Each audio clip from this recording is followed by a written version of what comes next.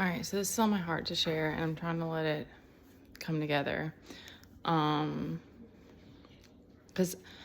I'm in this very in between space still, in this confusion and confusion. Not understanding why things are happening the way they are, or have happened the way they are, or what. But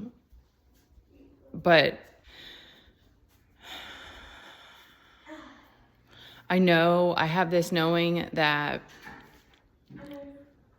things happen for a reason, and that I needed to step away from things and go spend more time going within and listening and being able to find, like, there's this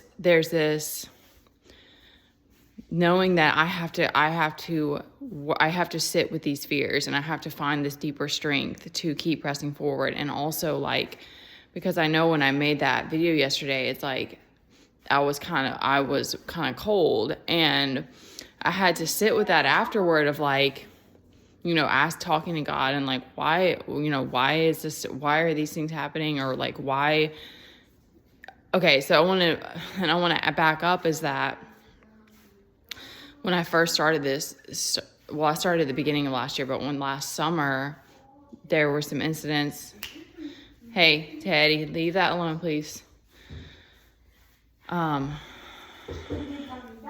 when all the craziness happened with all these accounts, and there were people commenting on, like, different accounts, like my Instagram, TikTok, and it was all over the place. And it was like, there were like some messages from people I didn't know that were like, where are you, and where do you live, and these weird, and it was just it pumped this fear in me of, like, and hit my trust so deeply, and just like it was this moment of this realization of, like, I've known that we don't have privacy, but it's like this realization of, like,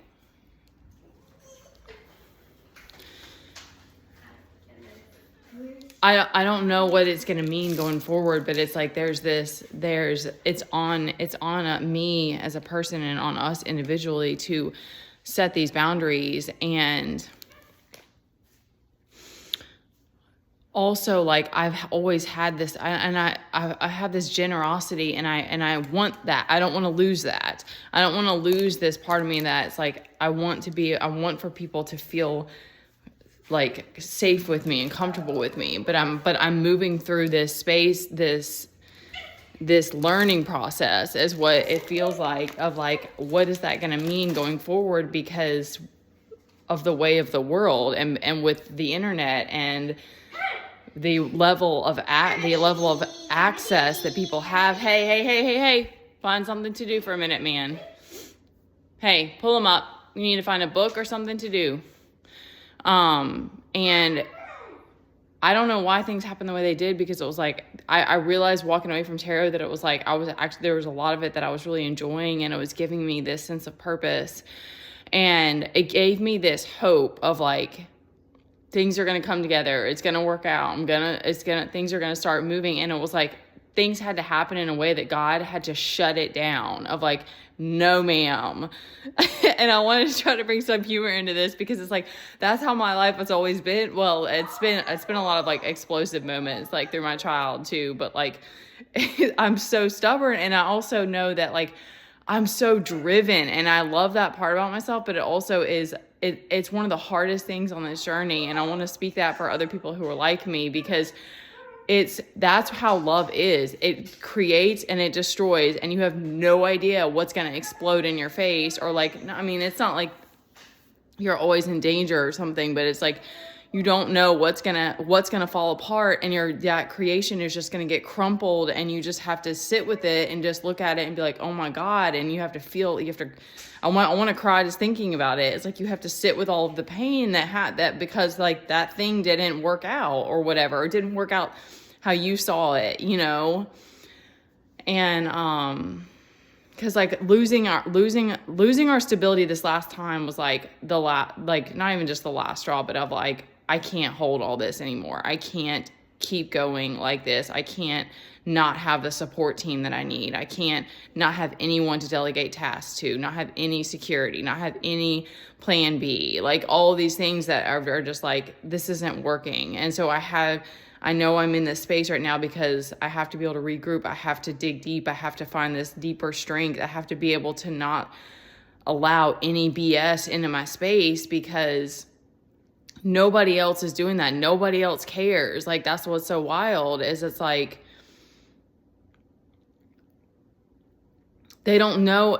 I want to speak that to the people who are on this journey, because that's one of the most painful parts about this is not feeling seen and heard, and all of the things that you go through, all of the emotional stuff that you go through. And then especially if you do come out and you have a glow up or something, and then people there's people that they're going to see you and they're never going to understand. They're never going to see that you've been through the fire, and they're never going to know that. And you have to that's something that's really being pushed on me right now. And that was the message that I wanted to give, because it's like, there were times in the past I still held that generosity, and I still wanted to be there show up for people and be like the savior or something. I don't know.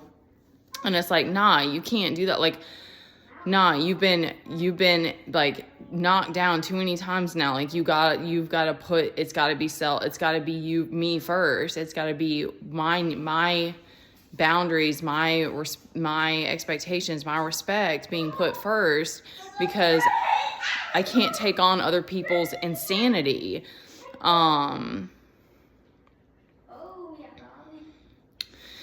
Okay. There was one more other thing that I wanted to share, is that we had this, there are all these moments at different times, but like there was this very, very like specific serendipity that I experienced and I'm not certain exactly why Spirit made this happen yet, but I need to come back to my breath. These are reasons why I know that I have to. I'm going to try to wrap it up and bring it full circle. I ran into a friend from school at the same place. It was all about a year apart, not exactly, but it was like literally we saw each other in the exact same place at this wildlife preserve center that I take Teddy to all the time. I wasn't really good friends with him, but we graduated in the same class, and he was there he has 3 kids. He was there with his kids, but not his wife. And it was the same situation both times. And we just kind of had this quick little catch up. I chatted with his kids, and it was very like heartwarming and just charming. And it was like, I remember it just stuck out to me because it was so, and he even mentioned, he was like, I was pretty sure it's like the exact same place last time. I was like, yeah. And it was just, it touched me because it's like, and I'll see dads at the park with their kids. It's not like we've never experienced that, but something about that was like, this is your truth. Like, this is, like, this is who you are, who you're choosing to be. And all the other parts where it's like all the insanity that I've been through with this kid, and all of the lack of stability, and all of the lack of resources, and all of the struggle with making money, and all of these other things, it's like, there's not an explanation for that yet as to why, but it's like, I know that that's my truth. I know that family is first for me. I know that that's what's most important. I know that I had to make certain choices that put that first, and that meant that making lots of sacrifices and lots of struggle. And it's so beautiful to see dads who care about their role as a dad, and that there are men out there that are like that. And also what stood out to me is that, like, I didn't know this kid very well, but I remember that it stood out to me, the energy of it. It was like, I felt very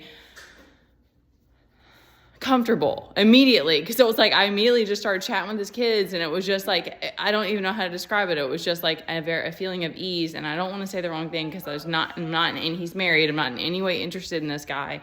I'm trying to see what he took.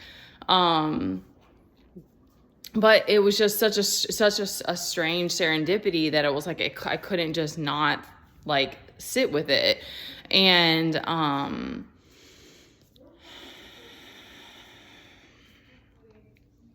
there was something else about it. Oh, I don't know his exact background. I remember he was always like he has a very strong sense of self. He has a strong, he's just, and he hugged me, I think the first time, and then the last time he was like, it was really good to see you and stuff like that.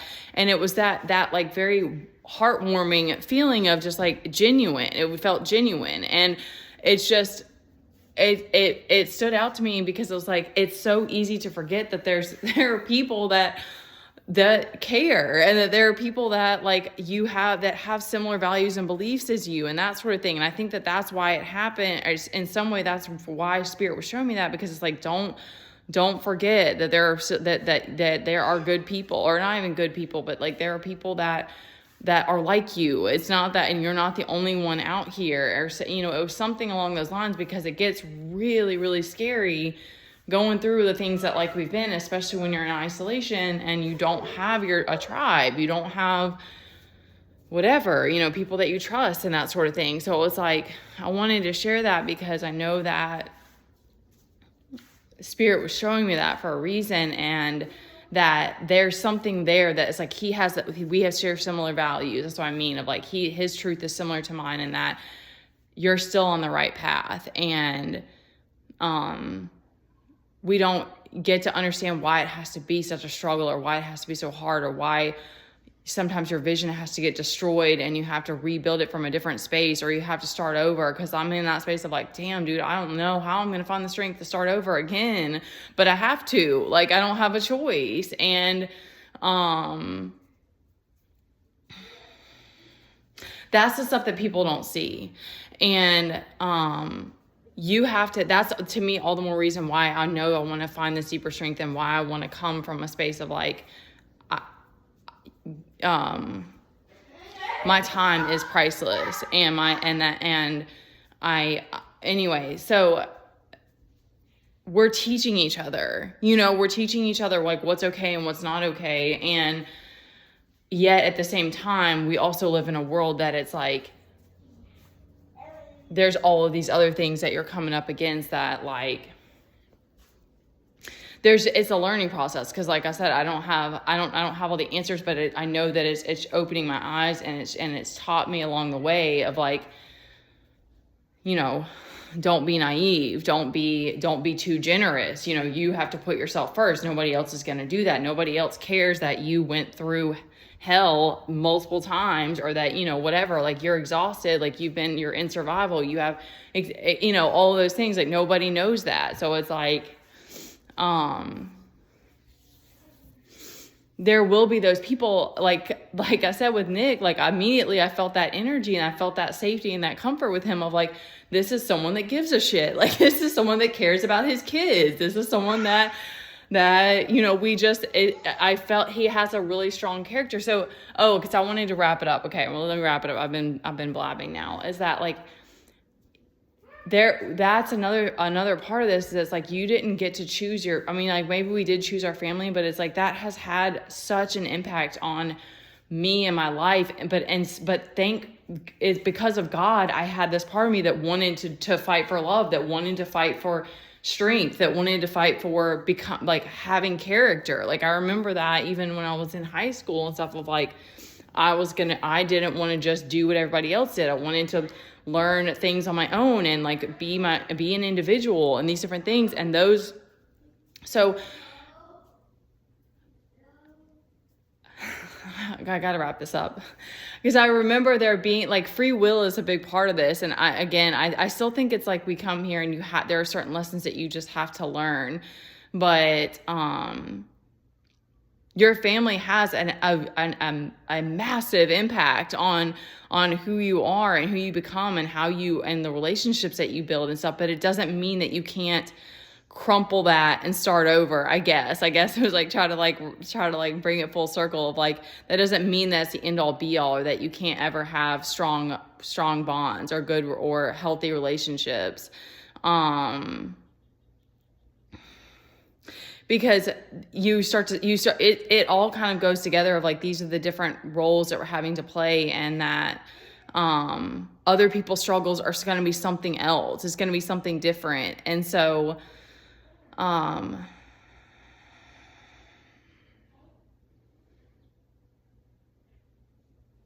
don't hate my family. I love them, and we had a very blessed upbringing in a lot of ways, and it all kind of like, once you can get out of that like hurt, once you're out of the hurt and the pain or the fear or all of those things, it's like it all goes together of like you becoming who you're meant to be. And I'm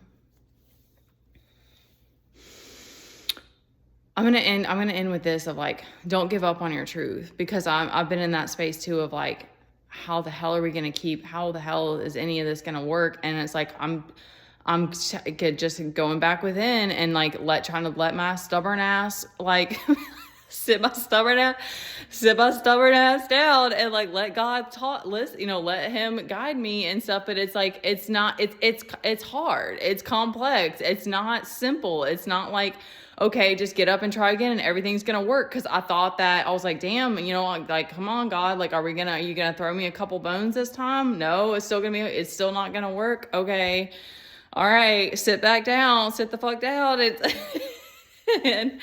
And face the destruction again. It's like, it makes me think of like the kids. One of my favorite speakers, and I can't think of his name. It gives that speech about how kids just fall over and like just make a mess, and they don't care. They just get back up and do it again. And it's like, it's harder the older that you get, because you're just like, you want that, you like crave that stability and that security and that flow, that creative flow, but all right, this was not supposed to be drawn out like this. I don't know, you guys. There's a full moon tonight, and it's supposed to be about like letting things, like letting it guide us and stuff. So I just wanted to speak that and be like, just don't give up on your truth. Like, I know what's in my heart, and I don't know the rest right now or why things have happened the way they have, but we're trusting the process. Okay, I love you guys.